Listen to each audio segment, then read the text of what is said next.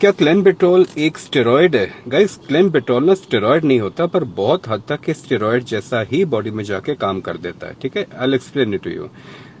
What are steroids? Guys, steroids जो होते हैं इनका दो फंक्शन रहते हैं बॉडी में प्राइमरीली। पहला तो प्रोटीन सिंथेसिस का ही है, ठीक है, ट्रांसक्रिप्शन ट्रांसलेशन जैसे दो मैकेनिज्म हो रहे होते हैं प्रोटीन सेल्स के बीच, सॉरी आपके मसल सेल के बीच में, जिससे एक प्रोटीन मॉलिक्यूल फॉर्म होता है और जहां जहां इन्फ्लेम्ड साइट्स होती हैं वहां जाके अटैच होकर आपके मसल्स की हाइपरट्रॉफी करवाता है। सेकेंड रोल क्या आता है? अभी ये सारा काम करने के लिए उसको ऊर्जा चाहिए, एनर्जी चाहिए। एनर्जी कहां से निकलती है? प्राइमरीली वो आपके मसल सेल के बीच में ग्लूकोज को यूज करता है। देन जब ग्लूकोज खत्म होता है देन लिवर में से ईंधन निकलता है और उसके बाद लास्ट सोर्स आता है, जो मेन सोर्स आता है, दैट इज फैट सेल्स। यानी कि फैट सेल्स की लाइपोलिसिस होती है और 3 फैटी एसिड रिलीज होते हैं जो अगेन मसल सेल ले लेता है। और ये आपका कंटिन्यूस पूरी बॉडी में phenomenon through out the life चल रहा होता है, जिसको प्रोटीन सिंथेसिस कहते हैं ना, till the time you are alive. तभी ये जो इतने स्पोर्ट्समैन होते हैं ना, ये बिल्कुल फिट होते हैं। Reason being, I am not talking about the guys who are playing on the video games, but जितने भी आउटडोर गेम्स में रहते हैं ना, इनके बॉडी में एनर्जी कंजम्पशन ज्यादा हो रही है। जितनी ज्यादा एनर्जी कंजम्पशन होती है, ग्लूकोज स्टोर्स हिट होते हैं। जब ग्लूकोज स्टोर्स मसल के खत्म होते हैं then eventually down the line muscle cell की लाइपोलिसिस होती है, ब्रेक डाउन होता है। अब आते हैं हम क्लेनबेट्रॉल के ऊपर। इस क्लेनबेट्रॉल के ना 3 एक्शन रहते हैं। सबसे पहला एक्शन रहता है ब्रोंकोडायलेटर, यानी कि जिसके लिए ड्रग इनिशियली इजाद किया गया था ना, यानी कि आपके लंग्स के बीच में छोटी छोटी नलियां होती हैं जिनको ब्रोंक्यूल्स कहते हैं।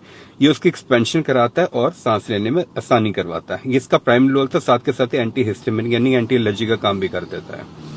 सेकंड इसका मेजर रोल होता है बॉडी में, ये आपकी ना वेजो कंस्ट्रक्शन करवाता है। वेजो कंस्ट्रक्शन बोले तो कि जितना भी आपको ऑक्सीजनेटेड ब्लड हार्ट में से निकल रहा होता है ना, बाकी बॉडीज में सप्लाई जा रही होती, उसको रोकता है ये। तभी ज्यादा हैवी डोज मना की जाती, बिकॉज हल्की सी हैवी डोज करोगे तो हार्ट सिंक करता है ना, घबराहट होती है। That is second action.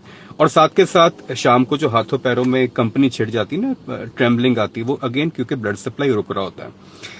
Third role जो होता है इसका, that is a fat burning, यानी कि जो जितनी फैट सेल्स में आपके बीटा 2 सब रिसेप्टर्स होते हैं ना, ये उनको टारगेट करके डायरेक्टली लाइपोलिसिस करवा देता है आपके फैट सेल्स की।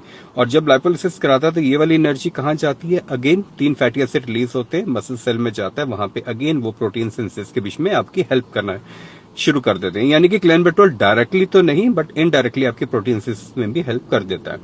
और इसको ना एक, जब फास्टिंग कार्डियोस कर रहे हो, आपका कंपटीशन आ रहा है, अर्ली मॉर्निंग कॉफी के साथ, ब्लैक कॉफी के साथ क्लेनबेट्रॉल, बिकॉज ये दोनों एक ही फैमिली के मेंबर्स हैं, इसका कॉम्बिनेशन रख सकते हो। इससे आपकी एक्सेसिव फैट बर्निंग हो सकती है early in the morning. That's small tip for you, so small education video for you. ठीक है, अच्छा लगे तो शेयर कर देना। Take care.